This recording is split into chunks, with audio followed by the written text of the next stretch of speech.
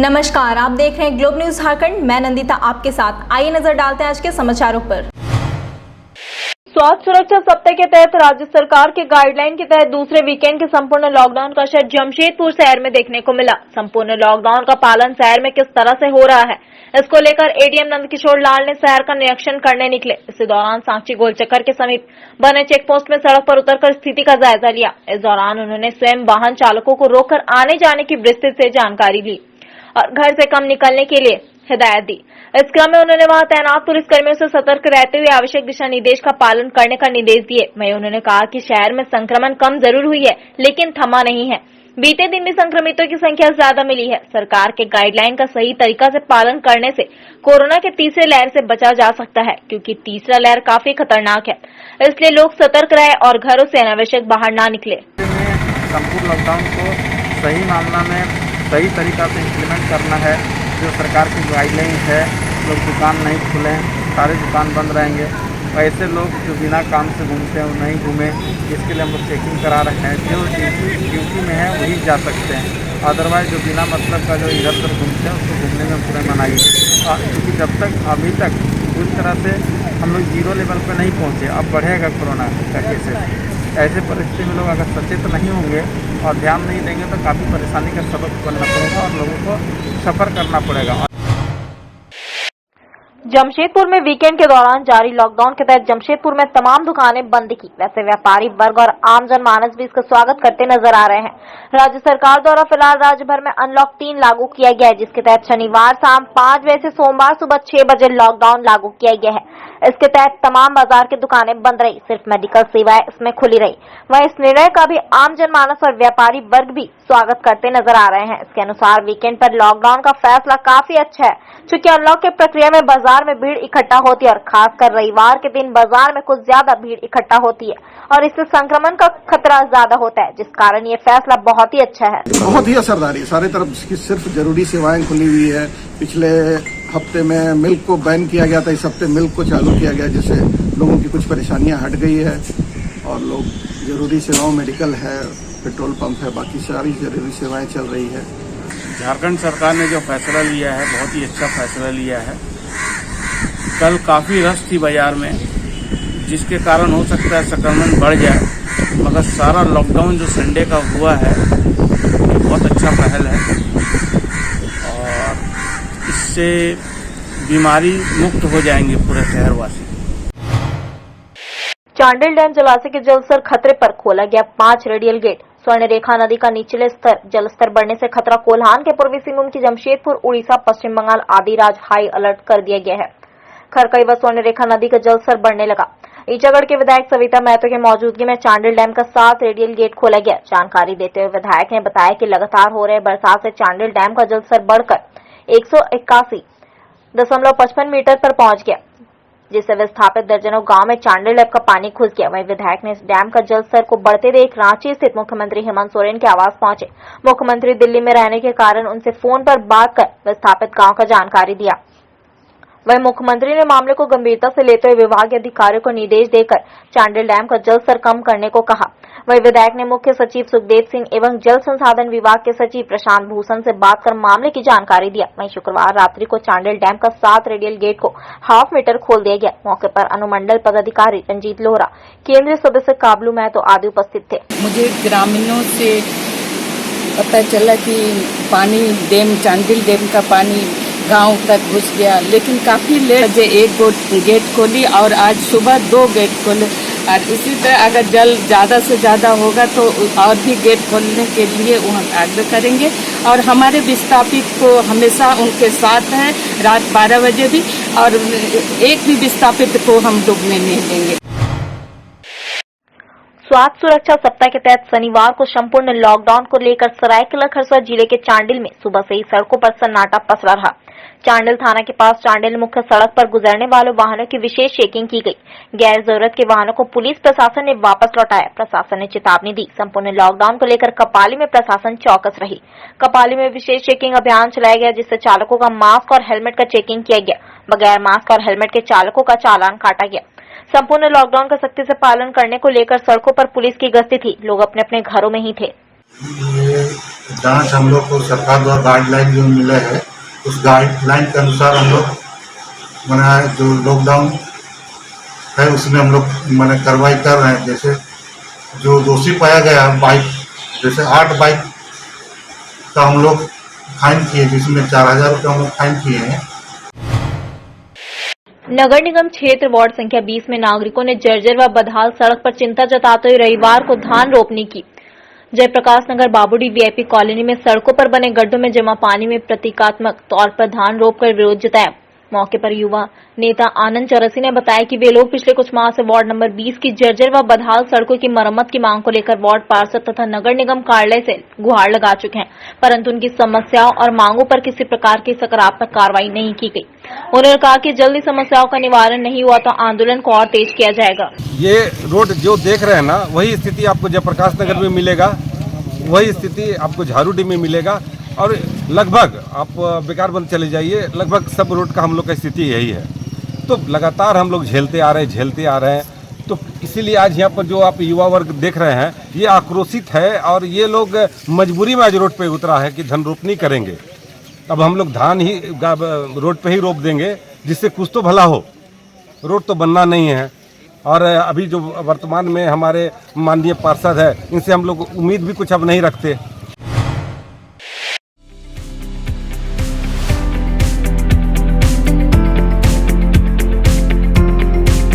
Capsules Pharma, your health partner.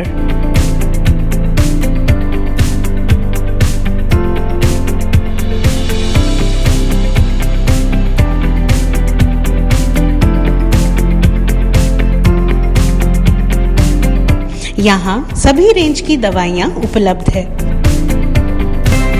Home delivery की भी सुविधा हमारे पास अवेलेबल है।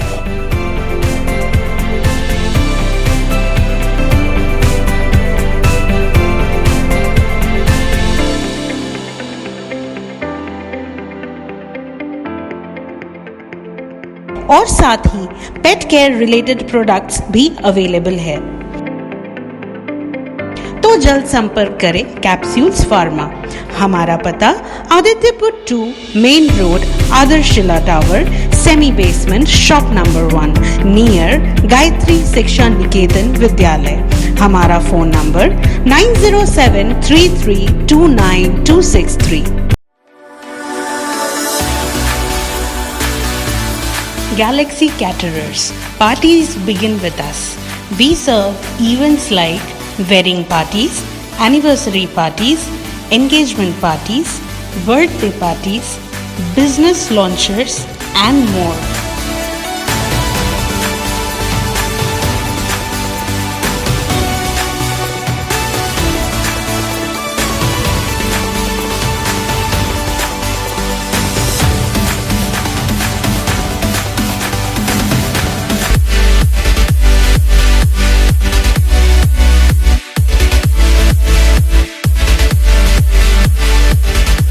Address The Milani, J Road, Bishtupur 831001, Jamshedpur. Our contact number 8210412836 9431380979 72091909979। शहर में पाटलिपुत्र नर्सिंग होम तथा रोटरी क्लब ने संयुक्त रूप से रविवार को रक्तदान शिविर का आयोजन किया। शिविर का उद्घाटन एएसपी मनोज स्वर्गीयार ने किया। मौके पर आयोजकों ने बताया कि वैश्विक महामारी कोरोना काल में शहर के ब्लड बैंकों में रक्त की भारी कमी की वजह से मरीजों को काफी परेशानी का सामना करना पड़ रहा है, जिससे निपटने के लिए रोटरी क्लब और पाटलिपुत्र नर्सिंग होम के संयुक्त रूप से शिविर का आयोजन किया है।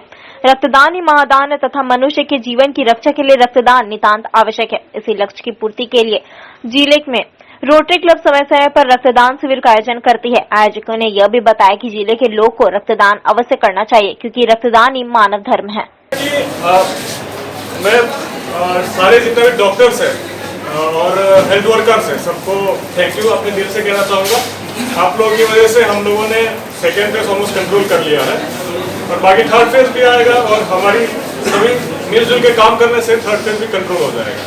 तो सारे जो भी फ्रंट लाइन वर्कर्स थे, हम पुलिस वाले सेकेंड लाइन वर्कर्स हो गए, जितना भी फ्रंटलाइन वर्कर्स है हम अपने सही दिल से सबको धन्यवाद करते हैं। और इसी में आप लोगों का जैसे सपोर्ट था, रोटरी क्लब का भी मेरे को मास्क मिला है, ऐसे जितना भी हम लोगों को सपोर्ट किया है सबको मैं अपने दिल से धन्यवाद करूंगा। लातेहार में बीते 12 जून को पुलिस मुठभेड़ में मारे गए जनजाति समुदाय के ब्रह्मदेव सिंह की मौत के बाद बीजेपी अनुसूचित जनजाति मोर्चा ने पूरी घटना की जांच की है, जिसके बाद मोर्चा के सदस्यों ने राज्य सरकार से मृतक परिवार को मुआवजा और सरकारी नौकरी देने की मांग की, साथ ही दोषी जवानों पर कड़ी कार्रवाई की भी मांग की। बीजेपी की अनुसूचित जनजाति मोर्चा के 8 सदस्यीय प्रतिनिधि मंडल ने घटनास्थल पर जाकर इसकी जांच की। मोर्चा अध्यक्ष शिवशंकर उरांव ने रविवार को बीजेपी स्टेट हेडक्वार्टर में प्रेस कॉन्फ्रेंस कर जांच नतीजों की जानकारी दी। उनके मुताबिक जिस गांव में घटना हुई वहां सरहुल पर्व मनाया जा रहा था। शिवशंकर उरांव ने बताया कि फायरिंग की आवाज सुन कुछ ग्रामीण भागकर घर में घुस गए, जबकि ब्रह्मदेव सिंह और एक व्यक्ति ने जवानों को ग्रामीण होने का परिचय दिया। इसके बावजूद उन पर गोलियां चलाई गई, जिसमें दोनों घायल हो गए। उसके बाद घटनास्थल पर पहुंची कुछ महिलाओं ने उनसे गोली न चलाने की गुहार लगाई, लेकिन उन्हें धमकी देकर भगा दिया गया। उसके बाद घायल ब्रह्मदेव सिंह को जंगल की ओर ले जाकर गोली मार दी गई, जिसमें उनकी मौत हो गई। बीजेपी अनुसूचित जनजाति मोर्चा ने राज्य सरकार से पीड़ित परिवार के लिए 20 लाख रुपए की मुआवजा राशि और उनकी पत्नी को सरकारी नौकरी देने की मांग की, ताकि वह अपना जीवन यापन कर सके।